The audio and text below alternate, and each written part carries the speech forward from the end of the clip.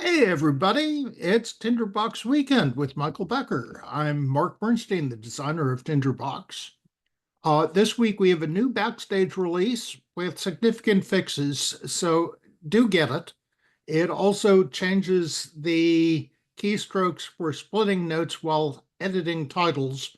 The change to in what is it, 1001 was well intentioned, but widely disliked. So be sure to get that.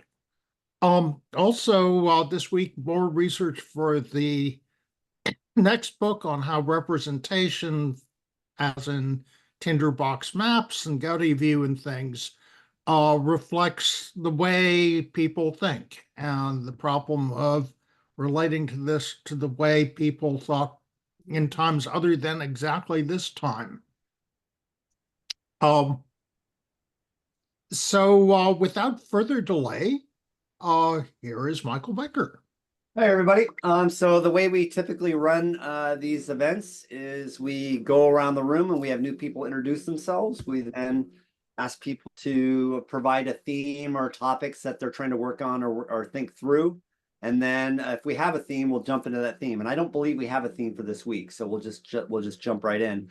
I do see Jody though. Jody's new to me. So Jody, you want to introduce yourself to the community and say hi and welcome and all that? Hi.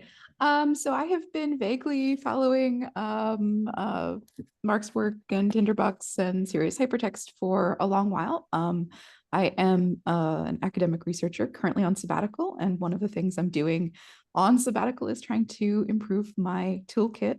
So I'm really interested in how people are using Tinderbox and other tools for literature review, knowledge organizing, that kind of thing.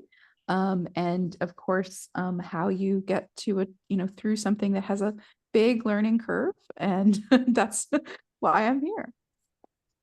Fantastic. And do you have a particular domain that you're researching? So I'm an interdisciplinary researcher, argumentation, web science, information science.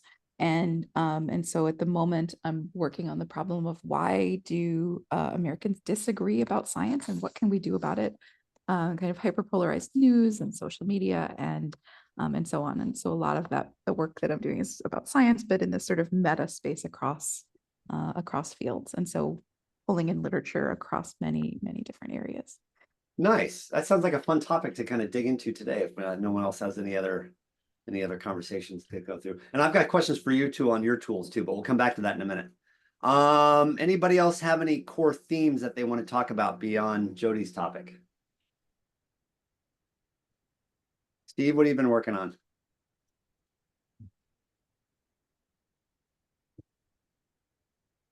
You're on mute. Working on getting myself off mute. That's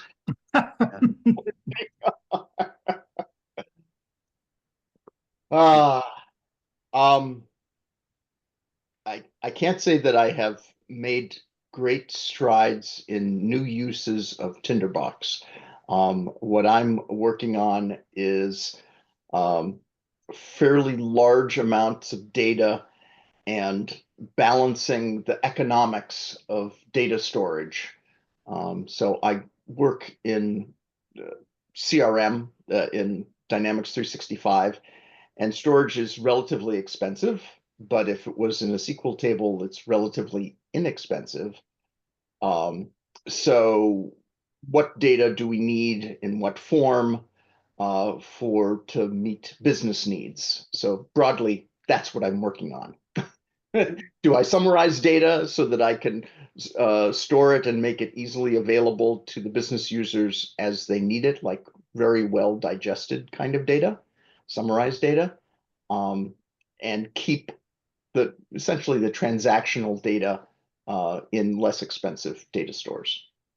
Okay. Very good. Fascinating stuff. Yeah. Anybody else have anything else?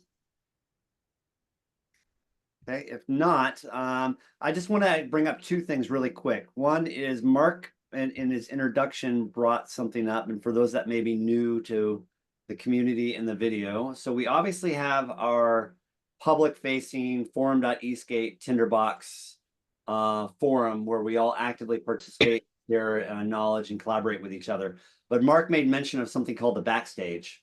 And the Backstage is an added subscription, something that you can join and like kind of help co-develop and co-interact with Mark in the development and refinement of Tinderbox. And the forum is more for like generalized topics. How do you actually use it? And the Backstage is where we're dig into new features, new usability ideas, bug fixes, and some of those more edgy case scenarios that might confuse the broader audience. Those things tend to happen in the Backstage. Plus, Mark is really open about the whole thought process that he goes about when developing this software and the decisions he's making. And it also gives you access to the early beta releases between public releases. So I highly recommend people that are avid Tinderbox users that you'd want to subscribe to this. So Mark, if you have the Backstage subscription URL you can drop in, that would be cool. Will do. And we'll add that to the notes. All right. So if nobody else has any other formal topic to bring up, I can pick on Win or somebody else if they want to chime in, or Bill. But until then, let's jump into Jody's topic. So Jody, you had said, you're doing, literature reviews, knowledge organization. What tools, and Mark, that's the Backstage forum, but what's the URL so they can go to subscribe? Sorry. Jody, can you talk about your like existing tool set? Like, how are you currently using Tinderbox? How are you currently using other tools? Yeah, so this is a problem I don't have a solution for. And so I mean, I've downloaded Tinderbox periodically, played around. It's not exactly clear what how to get started. So that's sort of the first part. In terms of literature review tools, usually what I actually have is a kind of iTunes for research papers, right? So Zotero or Bookends or similar tools that are really just designed to help you keep track of PDFs, have a sort of organization of these things that are so that you get the metadata in a hopefully relatively organized way. And so I organize things into folders. Sometimes students are reading things, sometimes I'm reading things. What I actually I actually think is needed is the ability to pull out knowledge claims and say, what's the support for this knowledge claim? What's the support for that? Previously, when I was doing my dissertation many years ago, I did some mind mapping, and that was very helpful to think about, if I take argumentation, what are all of the pieces that are related to it? What are, sort of different ways that people study it? And so I'm now at the point where I'm embarking on a new topic where I have, a little bit more time to think about how to do that. And so that's sort of, so I think what would be helpful would be examples of how people have done, kind of idea organizing or ideally research paper organizing in in Tinderbox to see what kinds of things, just to get inspired by what people might do. Okay. And then just a few other questions too is, do you have an intention or need to ever output this material? Like, is this just a collection body, or do you, or even if it's not even output, a way of organizing it so you can visualize things differently and see it? So I think it's really about conceptualizing things. Usually, this kind of work turns into grant proposals, research papers, that kind of thing. It's important to be able to get the raw things that I put together out in interchangeable formats, because otherwise you just like when your tool chain changes, you lose things. But mostly I think it's visual organizing, conceptual organizing to just support better understanding, right? It's like I have I've been keeping lists of things that I wanted to look at this year. I'm now up to, like 1,200 things in one folder that's a mix of blog posts and research papers and books, and then, a list of like 600 books I'd love to read, right? So obviously I will not consume all of that with equal attention, and I probably won't consume all of it at all. But in order to just keep, like, in some sense, I'm trying to triage and have an ability to come back to things when and sort of map out, because this stuff is very interdisciplinary. I mean, I have things about, QAnon, or things about politics, or things about online communication, or, disinformation and climate change, right? I mean, there obviously a whole bunch of really diverse things, but the tools that I'm using do not, you can tag things, you can make folders, right? But there's not a whole lot of visual or conceptual scaffolding to support just, keeping piles of things and trying. And also there's, I think it's kind of iterative, right? You probably go into the same thing multiple times. And first it's like, okay, well, what kind of thing is this? When will I need that? And then maybe you actually want to use something.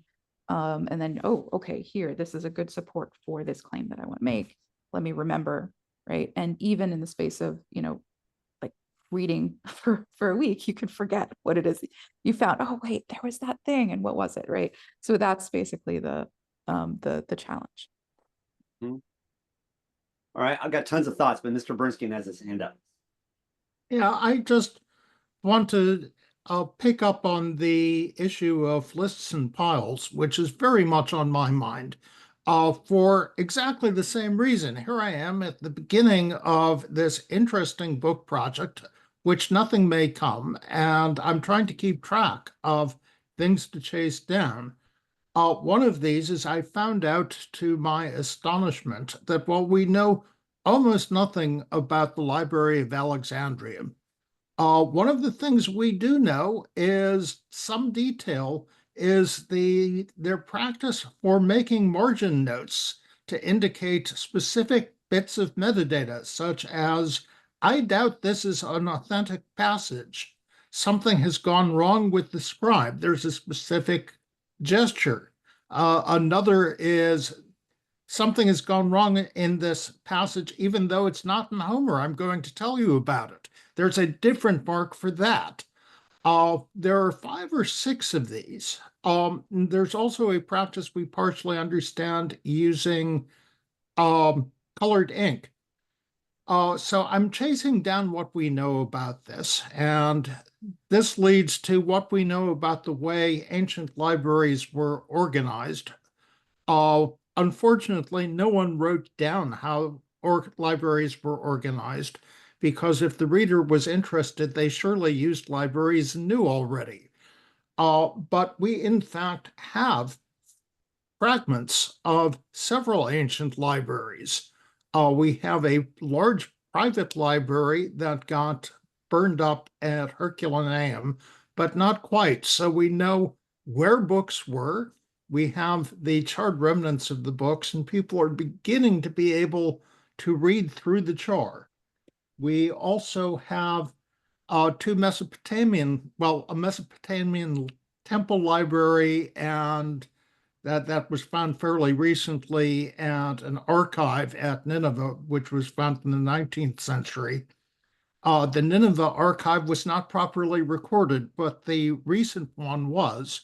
And so we know things from these libraries, like how they used the cubby holes. They stored scrolls or tablets in cubby holes, but we actually know how they were sorted into the cubby holes. And one important answer is not very systematically. You have the same work in both of these libraries, where one book is stored in one cubby hole and the other is stored in what seems to be a completely unrelated cubby hole. But so I'm chasing this down, and a good deal of what little we know is actually Byzantine. And I've never studied the Byzantines. I don't like the Byzantines. I don't read Greek. And so I got increasingly at sea. And here I have next to me the books I have borrowed at the moment from the library. And it's a pile of books that are a pile because if I sort these onto my bookshelves, I'm never going to find them again, and the library will be very cross. So the top one is this book of background on Byzantium. And the next one was from Hypertext, a book about making scholarly editions. I don't know why I told myself about to get this book, but I got Very it. related. Very related. Yeah. Uh, a book on ancient literacies, which I thought was going to be terribly dry and mandatory. And I read the really relevant essays, went to take it back, had nothing to do on the subway en route. The random essay I opened to on how people read Latin poetry, which I also have very little sympathy for, was so interesting that I renewed it. Here is From Papyrus to Hypertext, 2009. I know the literature of this field really well. I have never heard of this book or its author, and I don't know anyone who has, but it looks quite good. And one more, we've got Classical Foundations of Modern Historiography by Mimigliano, which is actually doing kind of what I want to be doing. It's a little old, but not that old, and it's beautifully written. And it's at the bottom of the pile because it's open, because that's the way I originally wanted to save my place. Uh, this is a list, but it's a list like It's a physical list that you can navigate in space. So yes. yes. But also it's a list of like the Borges list of books organized by size, color, books about sheep, books tending to contradict themselves. Uh, these lists are really, really tricky things. Oh my goodness. And here's, well, that messes up my Monday, doesn't it? Thank you. Good. I want to know about it. There's a climate, the Massachusetts climate chief is talking on Monday, so I can't go to both, even though I'd Right. like. So, So this problem of keeping track of what you want to read for a project is actually extraordinarily difficult theoretically, as well as a pain in the neck. You have inhomogeneous data of inhomogeneous things, and you need to sort them by crazy axes, like when does the library want it back? Or when does the professor who has it out till February 11th let go of it? Uh, and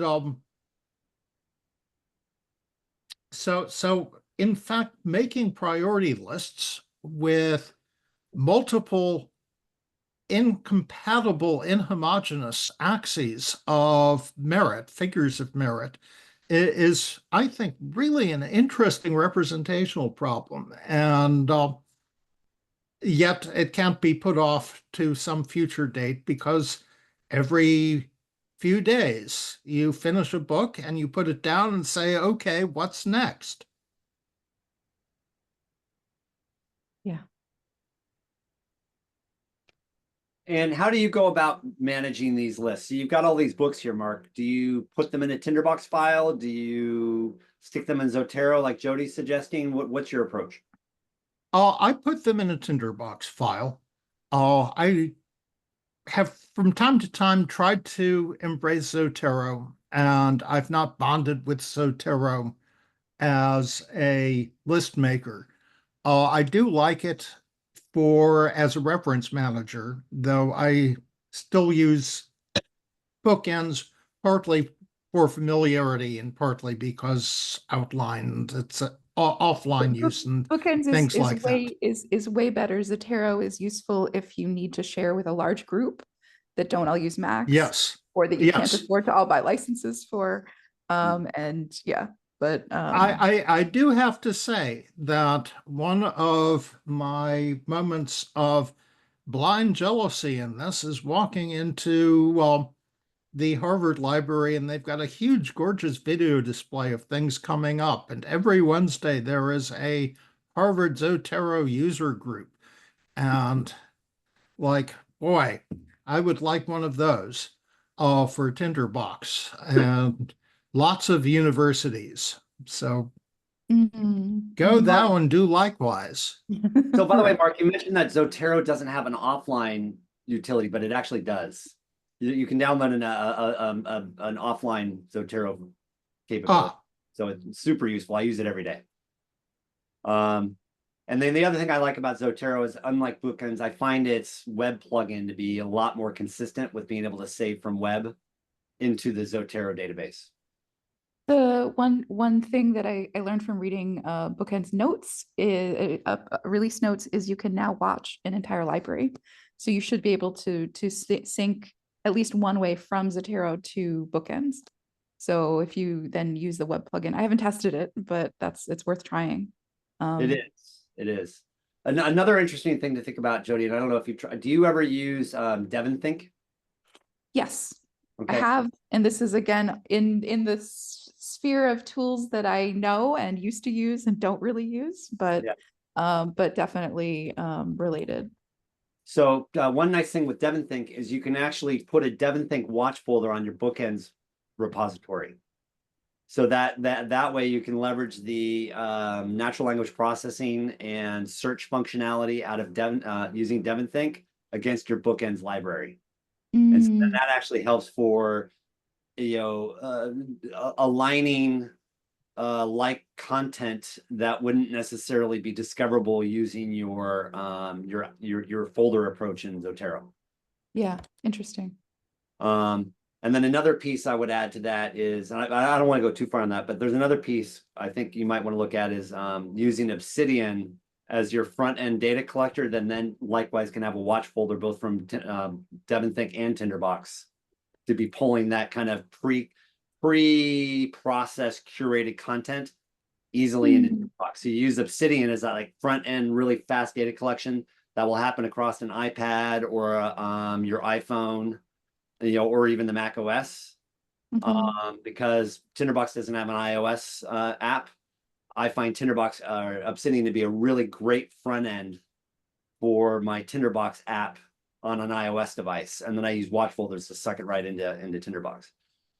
So that's a whole other strategy. Something that's, I mean, if I were really using Obsidian, which not, there's I have colleagues who work on Scholarly synthesis and have plugins that are very much designed to do this knowledge claim thing, and that's on the list. No, but I'm not even suggesting you do that in Obsidian. I'm just saying use Obsidian as like when you're in the library and you pull out your iPhone, you capture a quick note, as opposed to writing it down. You've got it digitally there. You then can put Obsidian properties that are much like Tinderbox attributes. And if you go back to a few videos ago, we can show you how you can sync those Obsidian quickly taken notes back into your Tinderbox file for all of the rich analysis that Tinderbox allows you to do. And if you look in the chat, by the way, I dropped in several videos that you might like. Okay. Joel Chan did a knowledge synthesis discourse graph. Video with us on that a while back. Okay. Yep. Joel is in fact the colleague I'm thinking of who's. And then we've got our complete list of videos that are Tinderbox, and then Beck Tench has a whole series of videos she's done around visual mapping of her against claims and such like that. So those are videos I think would be awesome. That's great. Thank you. Okay, Kim, you've been I just want to chime in. You mentioned I did my PhD on mind mapping. By the way, I didn't really have a Mac at that point, or was aware of Tinderbox. But if I was aware of Tinderbox, I would be using that for my PhD 8-9 years ago. But you mentioned the term mind mapping. Jody, what type of application are you using with mind mapping? What do you use? I mean, Tinderbox definitely supports mind mapping, of course, but what do you use for mind mapping? Yeah, so this is all aspirational. I mean, 15 years ago, I used Xmind. It's spammier Mhm. and not something I really want to use now. So that's also one of the things that's pushing me to try to understand how to use Tinderbox. Exactly. So I'm thinking, so I discovered Tinderbox and like mind mapping is just the minimal level that it can do. I mean, there's so much mind Tinderbox can do. I would definitely recommend what Michael did is I think his PhD as well within Tinderbox. So resident expert here. I would definitely turn my attention to Michael and just sponge his brain. I mean, it's amazing. Tinderbox Awesome. is so it's fantastic. Definitely, I'm trying to convert everything over to Tinderbox. Not easy, but yeah, I did my PhD on mind mapping. Basically, it was just uh, dependent variables, and stack it and literature review. Just copy paste all the PDFs in 2 columns. It was tedious. I had to do everything manually. So yeah, I'm definitely really an advocate for using Tinderbox, trying to learn how to use it. But since you have a good use case on it, you should be good to go with Tinderbox. Thanks for letting me to share. Thanks. Thank you. Mr. Bernstein, you said a in the chat. What was that in reference to? That's saving chat turned off, and Got it. I I- think they've changed it again, and I remember this being a nuisance at some time in the past. I'm on it. Yeah, okay, got it. Okay. All right. So anybody else have any other comments or Jody? I mean, one thing we could do is pull up a blank Tinderbox file with you and just experiment if you're so inclined. So if you want, you can share your screen and pull up a blank Tinderbox file, and why don't you just start asking questions, and Okay. we will My questions are super basic. Okay. So I mean, so basically the first question that I have is how to do anything. So I mean, I see some things that are intended to be helpful here. But I'm not a very visual thinker. They're all over the place. and and I usually try to read left to right, top to bottom. And Okay. some things, I don't need to know, like about tabs.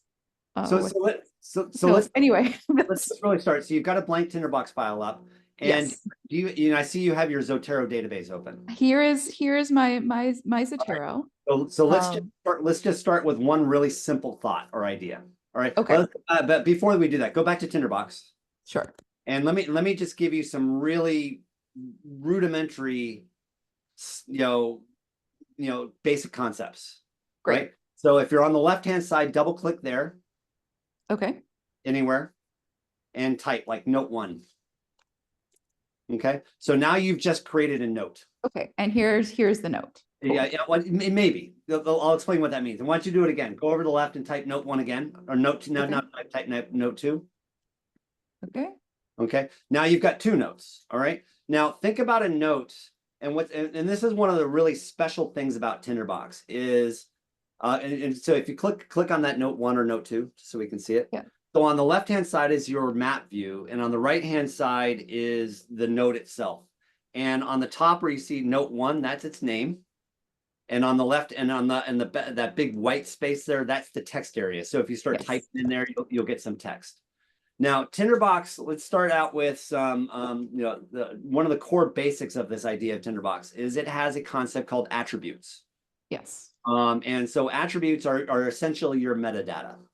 And so you can put in images and different flags like that if you want. And Tinderbox also has a whole host of different views that you can use to analyze your data. So if we're in map view, for example, and real quick before you do that, where it says untitled, move out of that. Right mouse click on that tab right there. That's the quickest way to get to the views. Okay, So, excellent. for example, if you click outline view right now, okay, you're now going to see the notes in outline view versus a map view. Okay. And the different views give you different capabilities. So for example, if you had Nested views, you could use the chart. If you have notes that have dates associated with them, you could be using timeline. So then you could view the notes on timeline. Tree map lets you kind of see your nested aspects of your notes. Attribute browser lets you browse the attributes of your notes and crosstabs, etc., tables, and there's other views. So there's a whole variety of different types of views that you can use to leverage and use Tinderbox. So the Tinderbox file essentially is an XML file of your notes, and on top of it, the application is giving you all of these views to be able to see your notes. Does that help? Starting out with? Yep. Okay. Yeah, very much. Yep. So now let's go ahead and talk about some of the kind of more really important aspects of Tinderbox. So on the top right corner over there, you see that little like what looks like a little Excel table. That little button right there. Click on that. So what you're opening up there is what's called the displayed attributes. And displayed attributes in itself is an attribute, meaning that you're asking, because Tinderbox kind of eats its own dog food. And what I mean by that is it uses the values of attributes to actually perform its functions. So for example, why don't you go ahead and type the word color really quick in that box? Capital C, sorry. Yeah, there you go. Okay, and then go ahead and click away. Okay, so essentially what you've done, if you click away, so that box disappears. So essentially what you've done is you've now opened up the attribute that is color. So if you click on the on that number on the little value right there in that attribute there, click on that, and then and the image and the color palette that showed up on the bottom right, like click red or something like that, and then hit it. You notice you just changed the color of the note red. Nice. So Tinderbox is using the values of its attributes to be able to actually perform functions on the notes and values on the note. Metadata all the way down. Okay. Metadata all the way down. And so that's one of the kind of powerful things. And there's over 600 system attributes that Mark's given us within the system. And you'll learn those over time as you need to. Now, let me do another favor. If you hit Command-1. Okay, so this is what's called your inspector, your inspector, and this is a way to navigate all of their various functionality of Tinderbox. Now, if you click on the note 1 again, just so we can see that in the background. And now on the, I think it's called the document inspector, that little white box to the right of the Tinderbox logo in the icon view along the top. Sorry, say that again. In the inspector. In the inspector. In here. Yeah. Okay. Yes. The little one right next to it. Okay, that's called the document inspector. Okay. And we'll kind of these elements will evolve over time. But my objective right now is to teach you a little bit about attributes and how they play themselves. Yeah. Okay. So there's a variety of different ways to create your own user-generated attributes. This is one of them. So if you hit the little Death Star on the right there on the just to the left of where your mouse is right now, click that. No, the little round circle with the 3 dots on it looks like a Death Star. You click new attribute, new user attribute. Okay, and then in where it says name, what type of attribute like in your research, like what kind of attribute might you want to have? Let's maybe call it field. Actually, let me give you one. Well, let's call it citation. Okay. Capital C and then a K-E-Y. Okay, so because the reason why I do that is that's really good for when you're working with Zotero. Sure. And by the way, if you're also working, do you use Better BibTeX for Zotero? No. All right, that's something we'll have to get you using soon, and we'll try to demo that if we have time before today. So go ahead now. If you see under the drop-down menu where it says type, so when you're creating a user-generated attribute, you can create any number of types of values. You can have a string, which is a string of characters, color, number, file, Boolean, date, a set or a list. Now, the difference between a set or a list is a list of things in non-alphabetical order that allows for duplicates. So you could have like orange, apple, orange. A set is an alphabetized ordered list with that does not allow duplicates. Nice. Right. So and then you can set intervals and dictionaries and email types out of this as well. So for the sake of now, let's make your citation key a set. Because when you're doing some of your research, you might want to have multiple references to a particular note. So you might take multiple citation keys from a Zotero reference in a note and say, okay, so this claim I'm making is actually supported by these 4 or 5 pieces of research. And so that's why one way you might want to do that. And so go ahead and hit enter. Okay. Okay. And so now you've just generated your own user generated attribute. So now if you hit the little red dot and let's close the inspector, or just hit Command 1 and close the inspector again. So let's say you wanted to display that user generated attribute that you just created. Go back over to the on the right where that little Excel table like thing button there, and then now type the word citation key. Right, so you'll see your user generated attribute has just been added to the list, and now you'll see that's now displayed on that, and now you can start adding in citations. So like let's say you go in here and double click in that where it says the citation right there. Yep.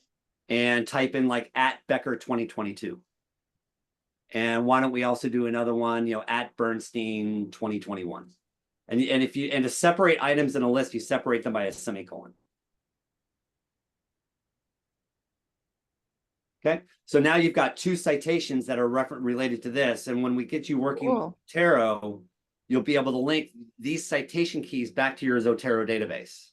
Nice. And then later, if you take note, I won't get into this in today's discussion, but later, if you take note, you can integrate another software called Pandoc, which will then automatically, that will automatically render all of your references in Tinderbox coming from Zotero. So there's all these little pieces that we can pull together for you. So these are the basic concepts. You're creating a note and you're wrapping a note with all of the different types of attributes that you might want to put around that. And so other attributes that you might want to create are like person, event. Some people like the word keyword. I like the word term, right? And so you could have a set of terminology that you would then add to a note, to make it discoverable, things like that. And then so that's kind of like the basics of a note and an attribute. And one of the really important things to think about is, to the extent that you can, you want to kind of keep your notes down to, if you follow the Luhmann-Zettelkasten methodology, you can, an entire note can have all of Moby Dick in it if you wanted to. But you want them to be granular. Yeah. You want to get it down to as granular as possible. That's part of where I'm trying to get to. So they then become more discoverable. Now, the great thing about this is, do you have some text you can copy from like a Word document or a PDF file that you might have been using? Sure. Yeah, there's the PDF. Why don't you drag that PDF onto Tinderbox real quick? Okay.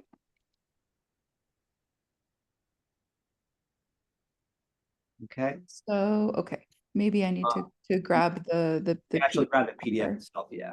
Yeah. So there's the PDF right there. Yeah. Right. Okay. You'll see that Tinderbox will actually pull in and deconstruct that entire PDF. So you can have all of that content there if you want. And then you can start going in here and looking at, and let's just do something really simple. You'll be looking for things like delimiters in your notes. So, so just add it, where it says definitions right there real quick. Right. Right in front of that, why don't you put like a pound in a space? Okay. And again, over time, we'll be able to more details on this. So now if you go up to note, the menu note. Sorry. Here, the menu. Okay. And click explode. Okay. Okay. And then if you click on the break at delimiter, and then in there type pound space. And then where it says first sentence, do that, change that to first paragraph. Okay, so now go ahead and hit explode. And you'll notice if you then on the a little arrow appeared to the left of the note. So if you click on the arrow to the left. This. And then you click on that, you'll see that the Tinderbox basically separated that note at the delimiter of the hashtag. So when you bring in big bodies of content, you can use Tinderbox to really quickly parse them out. Or if you bring in lists of content, you can use Tinderbox and say, every item one dot space 2 dot space up to like 20 dot space, at wherever it says a word and a period, parse that out and create a unique note off of every item in that list. So these are kinds of ways that Tinderbox helps you kind of explode your notes and break that content into its discrete pieces. Okay, so that's kind of helping you with that early collection stage activities. Now, one thing that you'll notice that when you did the explode function, Tinderbox added this idea called prototypes. Now, this is the next thing I want to share with you. That's really important. So if you go to the file menu and under where it says built-in prototypes, click on that. So Mark has provided us a whole bunch of types of prototypes, like references and places and persons and such like that. So go ahead and hit person real quick. Okay, and so if you click on the person prototype, right, and you'll see that that note has, its displayed attribute is set to show these different system attributes for that particular note, right? And so you essentially can create, we don't want to call them templates because the word template has a different functionality or meaning in Tinderbox, but prototypes are essentially a pre-configured note, if you will. With color and the little person badge there, for example, etc. So when you're doing your research, it's really valuable to help you organize your thoughts around these concepts of prototypes. So if you go up to where you see note 2, click on note 2, and if you right mouse click on that little rectangle or square to the left of the name note 2, no, that's note 1. Okay, you'll see your list of prototypes. So if you select person, you've essentially assigned that person prototype to note 2. Nice. So now, if you now go down to person real quick. Yeah. Okay, and go to the little area where the spreadsheet thingy on the right.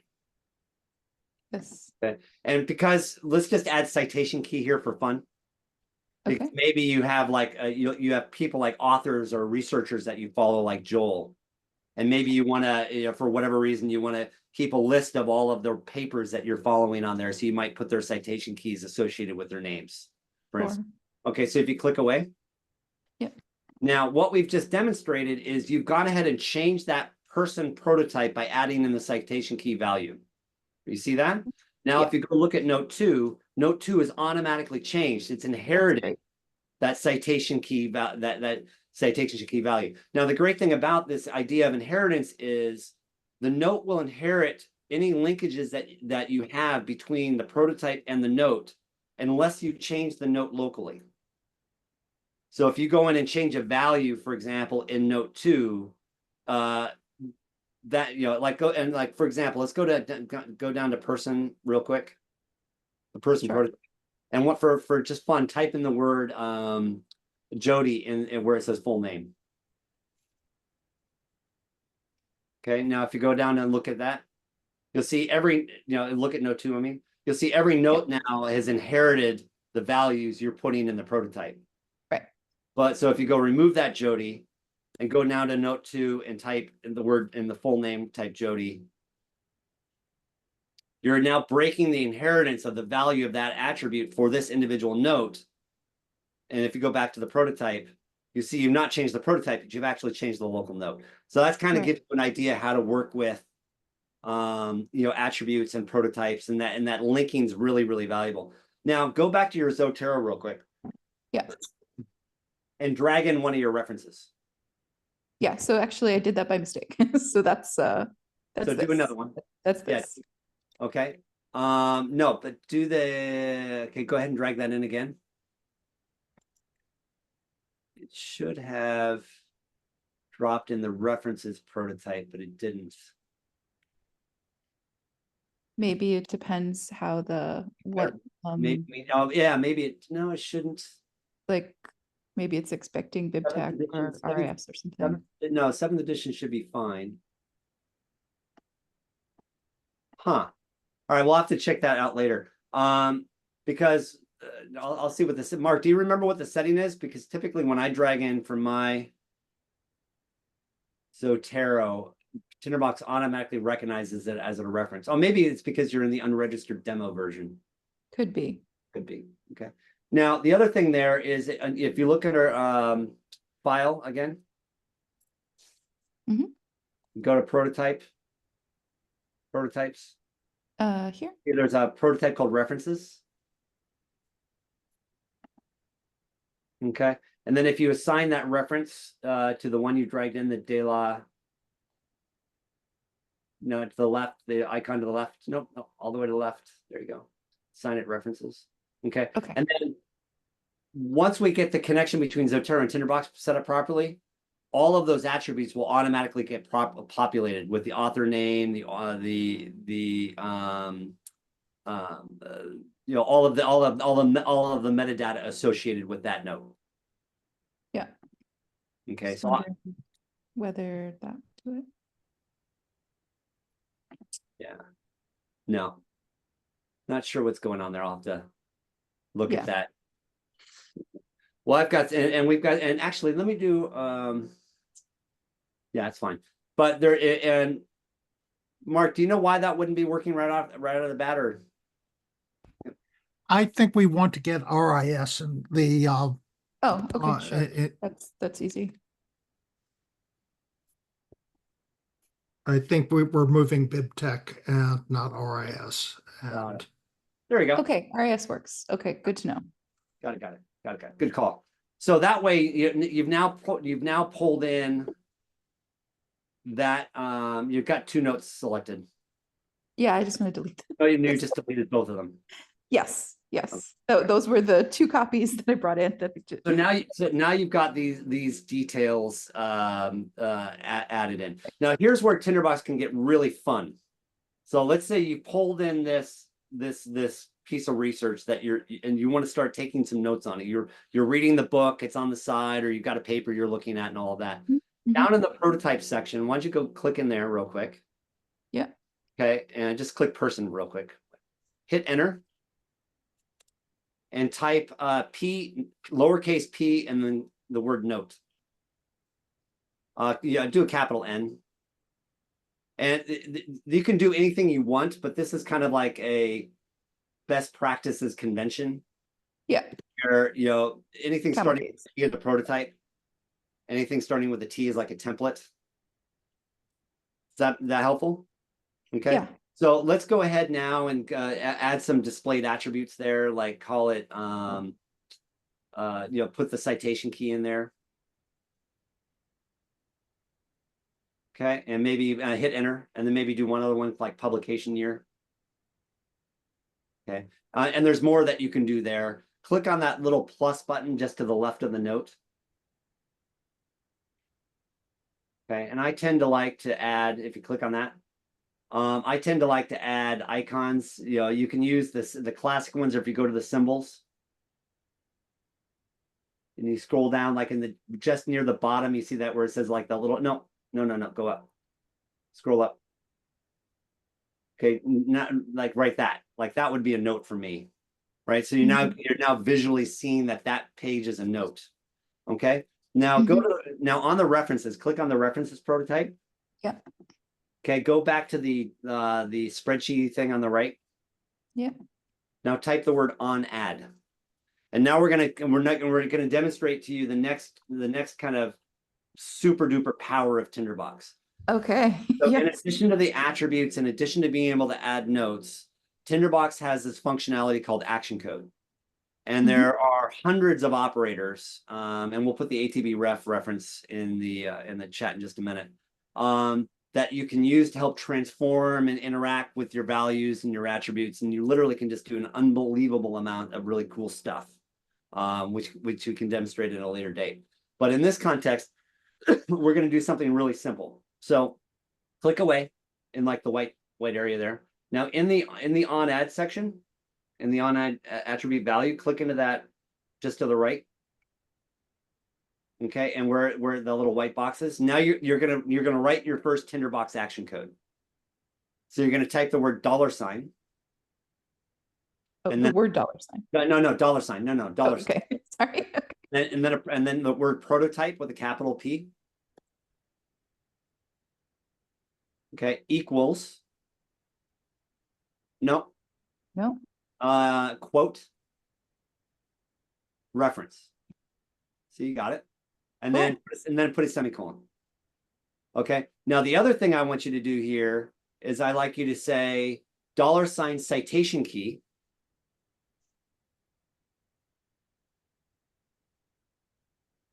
Okay, it's spelled properly. Yep. Equals $ citation key again, with quotes or without the quote? without quotes this time. Okay, yeah. Parentheses, lowercase parent. Okay, and then put a semicolon. So essentially, and then you can hit enter. So essentially what we're saying is in any note that you have, or any note that you've assigned a reference prototype to it, when you add a note to this container, which I'll explain in a second, what I want you to do is I'm telling Tinderbox, automatically apply the prototype. Oh no, sorry. Where it says prototype, get rid of reference. Double click in there, delete that, and type in the word P note. Sorry. Okay, that makes more sense. Right. So what I want you to do is when you're adding a When you child, add a P note, and then you're going to Yeah, take the give me citation a key note from and the then- parent so and that then- you got that. That's right, great. and give the citation key. So now let's go up to the what do you mean by pollution? Okay. Yeah. Now here's the quickest way to add a child note. Take Option Shift Enter. Okay, and then give it a name like Note 1 or something, or Note. That's fine. Okay. So now you'll notice that the citation key and the publication year were not automatically populated. So go back to the so Doesn't that what have we the yeah, so go down to your reference. Yeah. No, reference prototype. Add the citation key into this notes. And you can do it at the end, or you could put it anywhere in that list you want. So like you might want to move it up. Yeah. Somewhere like that. Okay. And so now go back to what do you mean by pollution, populism? And why don't let's make up now if you're using better BibTeX with Zotero, that it'll put that, yeah. will automatically get populated. So why don't you put the @? And then and then put the year, whatever it is, 2021. Yeah, something like that. No, Okay. probably we'll put a what or something, but yeah. And and the other reason why, let's go back to the references real quick. Mhm. And then in your on add, after the semicolon, type $ publication.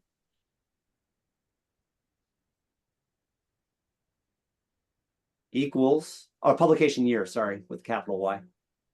Equals $ publication year parentheses parent. So essentially what you're now saying is grab the publication year and grab the citation key from the parent when you create the child note. So go ahead and create another child note again. So Option Shift Enter. Okay, and you can give it a name. And now you'll see that note you created has now been tied to that citation key. Cool. So now you Yes, can be taking excellent. notes, and that note could end up moving anywhere in your file, but it's always going to be attached or related to that piece of literature you were just studying. Nice. That's great. Right. So that's a kind of a really quick way to kind of get yourself oriented and started with doing things with Tinderbox. And then when it comes to output, what we can just play with that really quick. If you go to the window menu and you hit the where is it? Show text pane selector. That's 2/3 of the way down. There you go. Now, if you click on what do we mean by populism, click on that, and then go ahead and hit preview. Okay, you don't see anything because you're not populating the template. So go ahead and hit Things, things showed up in the prototypes. but it's up a bunch of go ahead and hit text again. Put some text in the note, like, and that might be like the abstract of the article. Like just type some lorem ipsum text, or no, down in the body of the note. Here. No. What do you mean by populism? That big white space. Click on the what do you mean by populism? Oh, this here. Yeah. Put some text there. All right. Now, if you hit preview again, you'll see that you can be looking at the notes that you've created. Now, go ahead and do me a favor, go up to the file menu and click built-in templates and click HTML.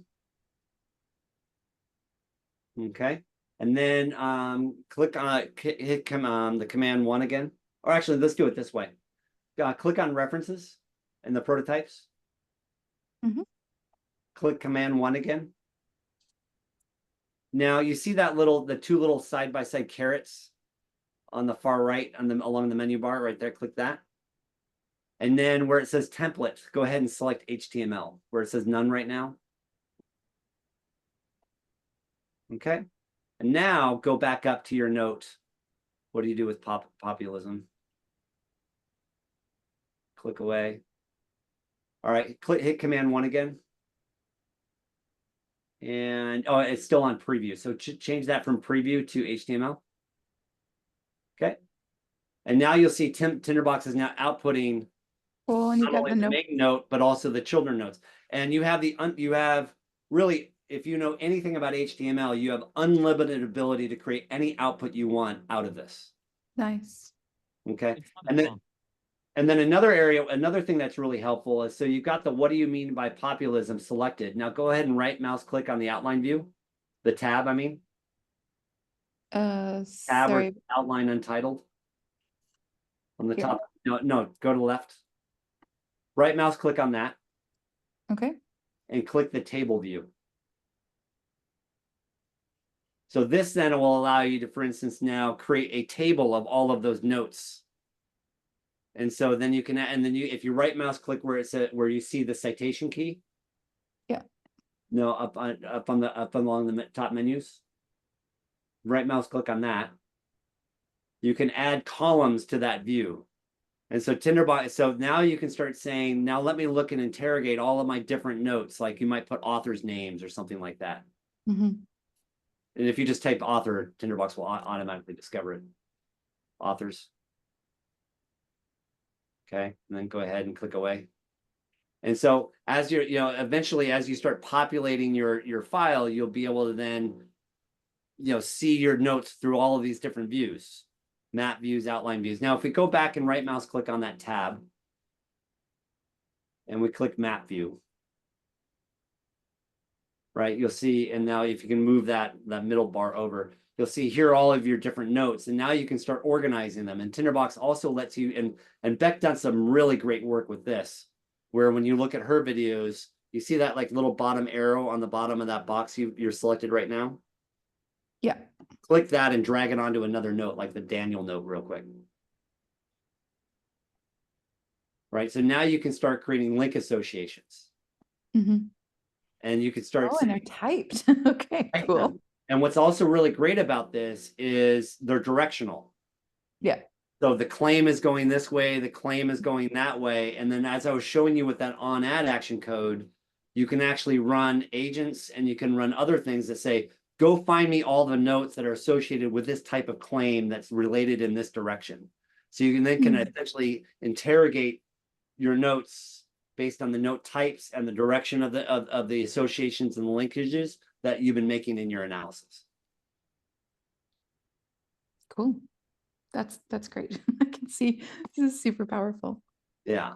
And then once you start seeing some of the other videos, you'll then see, like as Kim was saying, I literally published my entire 360-page dissertation out of Tinderbox with all of its references and all of the pre-work, post-work, all of my qualitative data analysis, everything was done. Wow. Yeah, that's impressive. Show off. Jeez.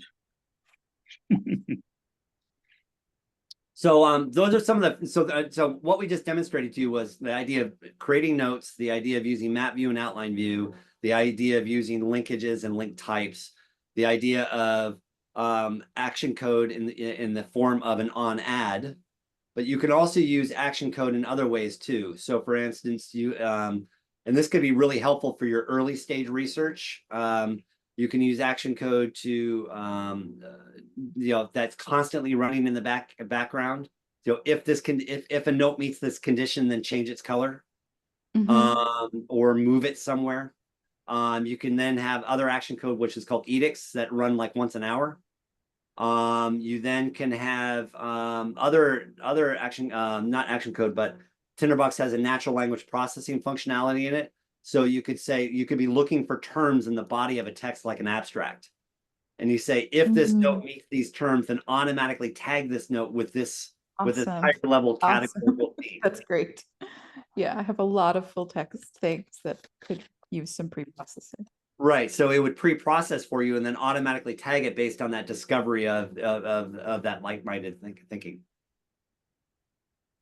Great. Okay. Thank you. So, It's Bruce, really, really Bruce helpful. had a question. So what's your question, Bruce?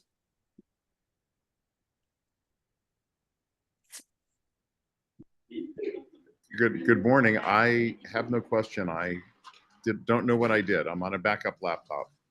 Oh, okay. No worries. Okay. So everyone, I've just kind of highlighted some core key functionality of Tinderbox. Art, anybody else want to chime in with some of the other things you might want to highlight for Jody to be aware of? No, Professor Becker, what a masterclass 101 in Tinderbox. I've been Thank just you. sitting back and enjoying it. So Well if you done, sir. don't, then Jody, are you still sharing your screen real quick? Oh, I can, sure. And do it again. So let's show you another powerful thing of Tinderbox. Go ahead and where it says click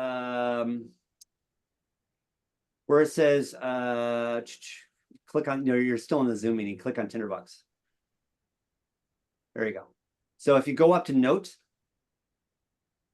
and you create an agent, and this is another really, really powerful capability of Tinderbox. So you've created the agent. Did you create the agent? I don't know. Let's try again. Maybe click somewhere on map view real quick. Or select a note. Okay, now go create an agent, see what happens.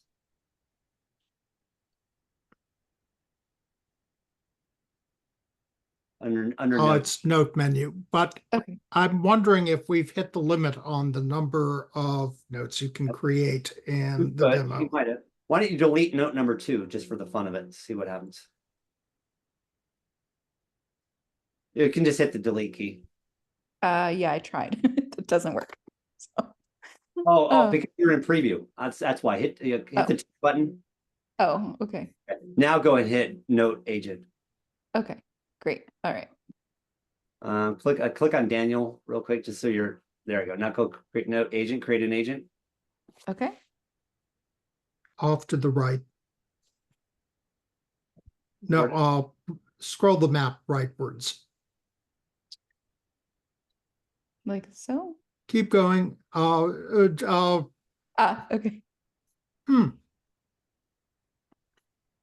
Maybe we can't create agents in. Here, You let's do might it. Shift to outline view just for a second.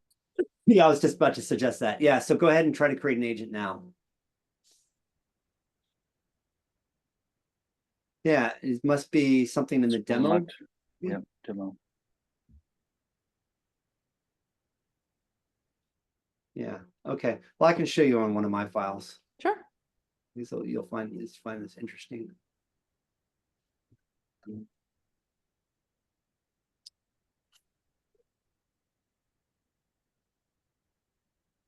I'll show you this one. Michael, did you link all your videos? She'll need to look at your videos. I mean, your videos go hand in hand, and yeah. learning. I put Yeah. those in the chat for sure. You got to look at those, Jody. Yes.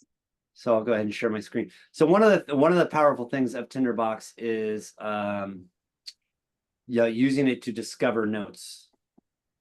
So if I go like this, so let's say I have I'm going to go ahead and create an agent. Okay, come on.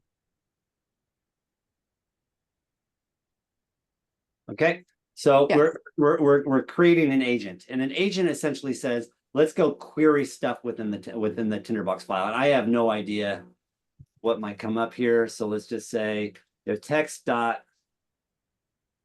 contains, I don't know, text message. All right, so let's go find all of the notes whose text contains the word text messaging, right? So I can click away and you'll see that Tinderbox has instantly found all of the notes in my file that are related to the word that contain the word text messaging. Great. Right? So, and then I can go through and look at it and evaluate it and do all of those different things. So that's another really powerful tool leveraging using Tinderbox. You can also then use agents too to and I won't do it in this context, but that's my P agent. There it is. You can also have Tinderbox apply apply actions. So once it's actually found those notes, you then can say, and then make all of these red, or move them all over here, or so you can actually find and then perform actions on those notes, which is really interesting. The other one I found the other day too was I had to I often will use agents too to triage my notes. So let's say you get a month or two into your project and you say, wait a minute, I actually don't want to be using the word keyword. I want to be using the word term.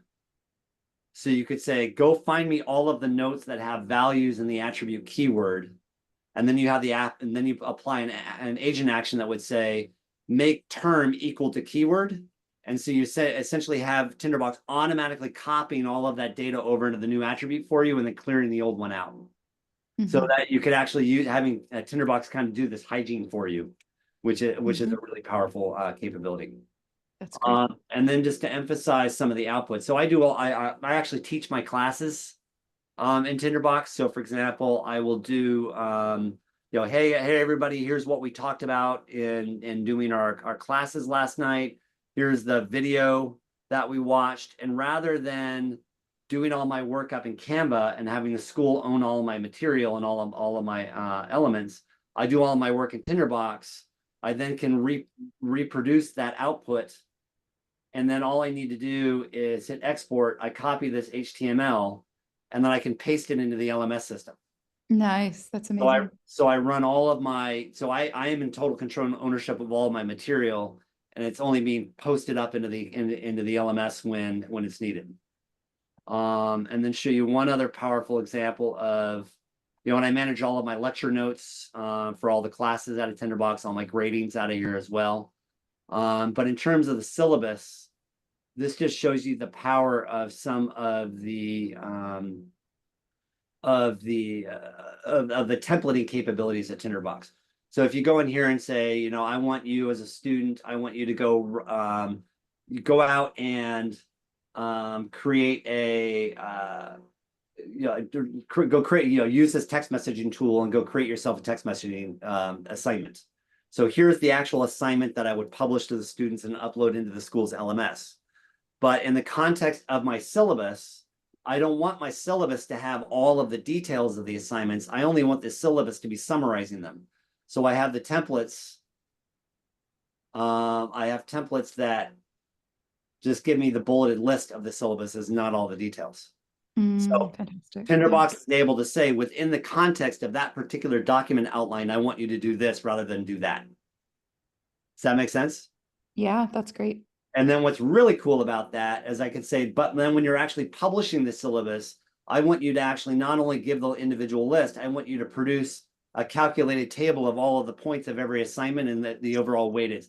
And this table is being automatically generated by the values of the attributes. This is a lot less work. Yeah. A lot less work. A lot more consistency. So yeah, so what people Change think about it, like, oh my God, Tinderbox takes so much time to learn and it's so overwhelming. But to realize once you've learned it once, you never need to do it again. And then once you've learned it once, you're also learning the language of the internet. You're learning HTML and CSS and regular expression, which are all eminently exportable tools to everything else out there that's happening in the virtual digital space. So it's really, really, really worth your time and energy to do this. And to your point too, it gets you closer and closer to your data. So your data starts getting more consistent. You get what Mark Anderson in the community will often talk about, incremental formalization. Yes. You don't have to worry about being right on day 1 or even day 300. You're constantly incrementally formalizing your work. Yes. So hopefully this kind of gives you a high level introduction of what's possible. Yeah, that's really, really helpful. Thank you. And again, as we said, you can then render, if you, and I'll just give you this one last example. Let's say we go in here, let's note.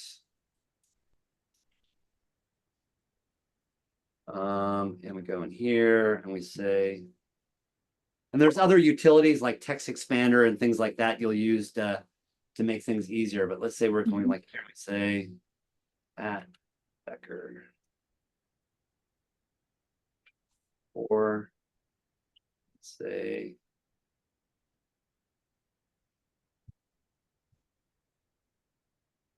right. So let's say I've got that as part of the citations I'm putting into my work. And then I'm going to tell Tinderbox I want you to process this note using Pandoc preview, so you didn't see that, but I've got a whole Tinderbox has this capability with what we call stamps.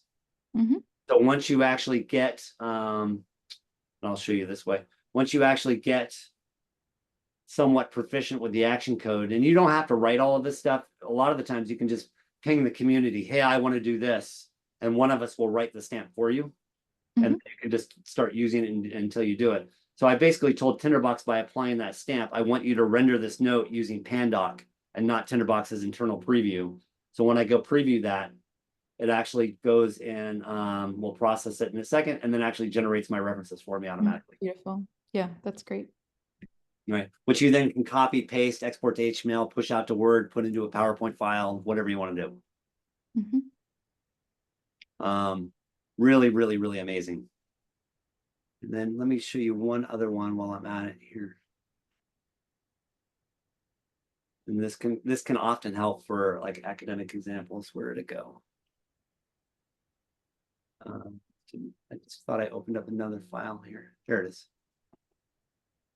Okay, so this is some of the work I did for my dissertation, which I haven't looked at in months, but let's see if I can remember where that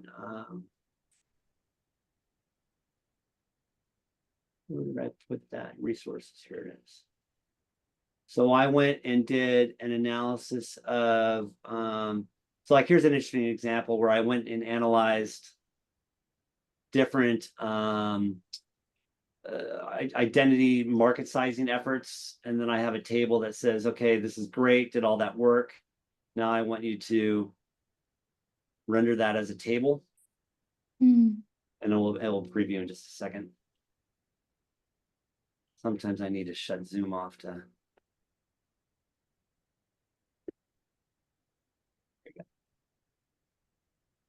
Maybe that one's broken. Let's see if I go. Okay, here's one. So I did an analysis of all of the academic technological theories that I was evaluating for the purposes of my dissertation. And then I ultimately landed down on one of them. But then what Tinderbox then allows me to do is say, here are all the theories, here's its acronym, here's its year, and then here's the model construct of the variables associated with every one of those theories. Very nice. And these actually live in the individual all of things as attributes, and then the attributes are pulled in and integrated. It's lovely. Yeah. So I mean, we should all be doing this. Yes. Yeah, and so now I've got, I did this like 2 years ago for my dissertation, but now I've got the 34 technology adoption theories that have been kind of leading the industry since 1950. And I can always come back to it, and it's always there. And I've got all the associated primary variables that were associated with those theories. Are those manual, by the way? Those mind maps, did you create those manually, or they actually No, automate? I did them in Tinderbox with aliases, and then I took image snapshots of them. Oh, okay. Importing them as Cool. images. Yeah. So it's really amazing what you can do. And then one last one I'll show you, just to show you how far this can go. Here I'll be spending my rest of my afternoon on this file here. I'm actually working on it's chapter 4. So I'm writing finishing up a textbook that I'm doing in a couple weeks. And this is basically a 100, as soon as it renders, it's a 100-page textbook or chapter 4 of how do you do mobile messaging. And it's all generated, all managed, all interacted out of Tinderbox. You know, and the value of doing something like that too. And this one last piece I could show you there that might be interesting for you in terms of rendering and helping get thought out of this. Like if you go down to over-the-top messaging providers, whoops, come on, slow down.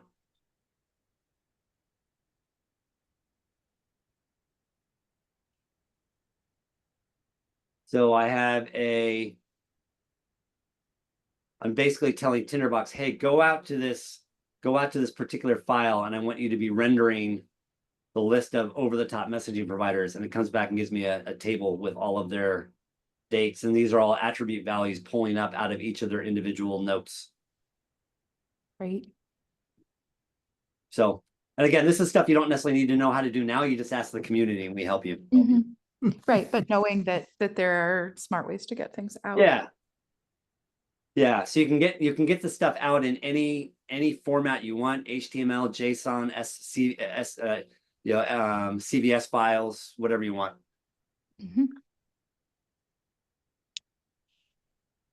CSV files, CSV CVS files. files are Yeah, are a different thing entirely. Yeah, sorry, I yeah. knew what you meant. But yeah, so it's really unlimited unlimited text inputs, unlimited output. The one scenario where you may get stuck, and I shouldn't say stuck, is it's not really an issue, is there's a whole theory around how do you manage images and work with images in Tinderbox. And I'll just give you an example of that. So it's perfectly acceptable, and anything's acceptable in Tinderbox really, but what you can do is you can just grab an image and pull it right into the Tinderbox note. It actually becomes the note. You can also pull it into the body of the note. Hang on.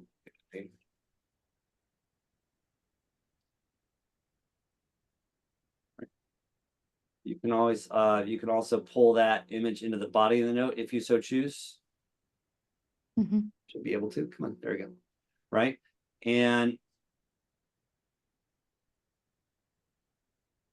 there you go. And so that's possible too. And you can work with that.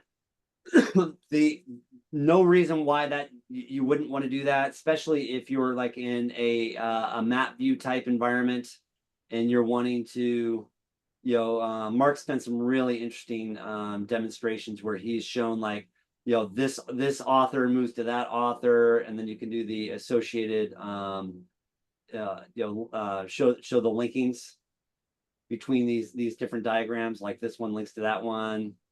And so you can, that visual affordance can be really useful for doing things like that. I personally, and this is my own style, I don't like, because I'm really bought into this whole idea of, everything has its place and atomic notes. So when this image is put in a note like this, it's kind of stuck here. And so I don't really have the reusability of it. So what I do is I put all my images out on the hard drive, like what you're seeing here in this folder. And then what I do here is I go and type the word figure. And just like we showed you,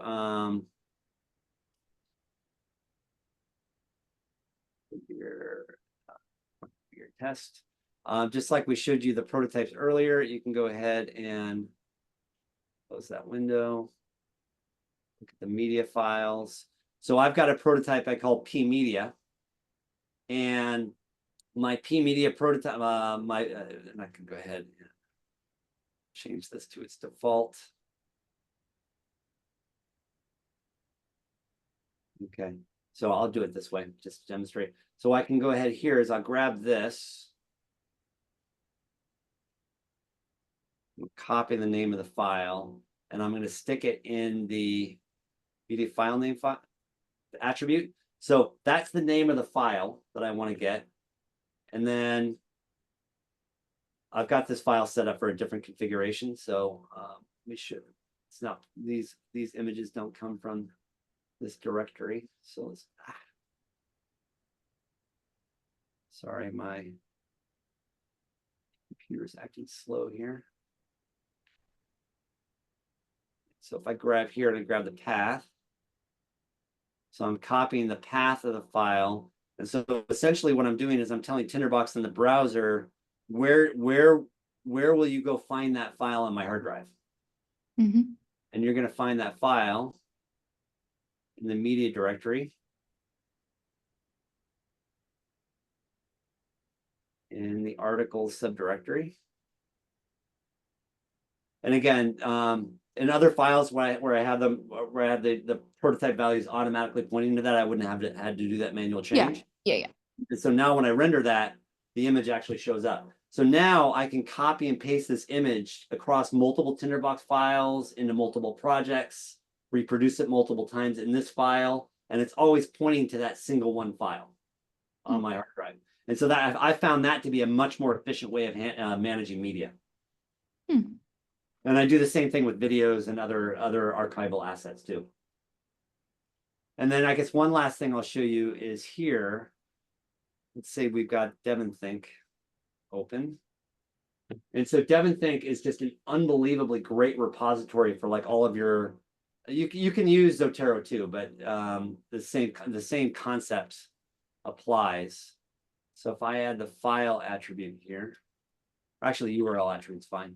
So if I add if I go here and I'm in DevonThink and I copy the URL link to this file in my DevonThink library and I put it here. Okay, so I've now essentially linked this note to that file in DevonThink. So when I go and click on the URL, Tinderbox opens up DevonThink and brings me right to that file. And then it will open up. So that way you can now be linking your Tinderbox notes to their actual original PDF files or the images on the hard drive or those kinds of things too, to help you with the kind of the management of your assets. And then while we're at it, I will demonstrate this one thing that we didn't show you. Zotero. So where's my Zotero library? So here's my Zotero library. So if I were to grab this article here, come on, pull it over into my, come on.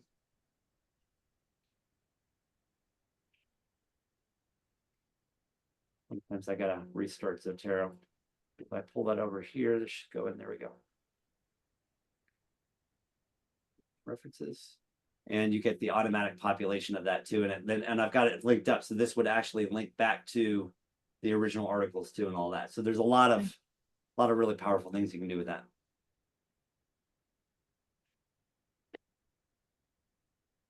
Cool. So we got about 4 minutes left. Anybody else have anything else to add in terms of Tinderbox 101 and getting started? Or what words of wisdom would you give for the incremental formalization? So I was about to chime in anyway. So I was thinking in terms of, you mentioned, Jody, that you don't feel that you're very much of a visual person, in terms of how you address your data. And actually, I noticed that you were so fast when you're using, what was it, Zotero or? Yeah. And so you're obviously you can scan large amounts of data at one time, in which case I would highly recommend that you try to work more in the outline view, because as pretty much as soon as your initial concepts are chalked out, you'll find far more facility, diving in and out of folders. And totally will support the point about using the explode. From as far as incremental and sort of top-down view, actually I would then recommend that you look at the map view just for that one purpose. That say you're just starting out and you have, as you were mentioning, several topics that this sort of in the beginning of a stages of a project like this, you probably have like this plethora of choices, and everything seems to be really, really important, but it's only when you run the race that you find out what you need to jettison, and you will eventually do that.